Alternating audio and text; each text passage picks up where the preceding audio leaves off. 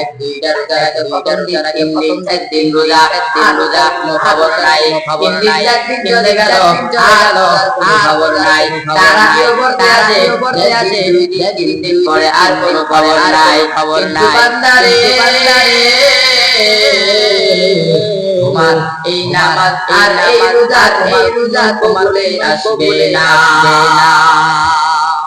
তুমি জাহান্নামের কথা সরিয়া করিয়া তুমি ভালো তো পাবন্দি নামাজ পড়ো, আল্লাহ এমন হতে পারে নামাজে বসিলা তোমাকে জান্নাত দিতে পারে কি পারে না, জান্নাত দিতে পারে নামাজ বসিলা জান্নাত দিতে পারে আল্লাহ তাআলা এই নরবানা রসিলা তোমাকে জান্নাত দিতে পারে।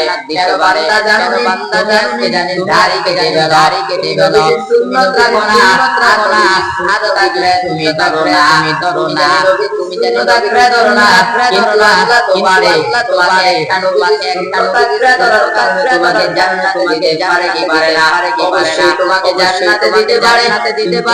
আমি একটা জিনিস খেয়াল করে কেমন জিনিস জানো, আমি যখন আমি মাদ্রাসায় পড়তাম, আমি সব সময় ফলো করতাম, উস্তাদ আমাকে প্রত্যেক দিন খেলার সময় করে দিতাম।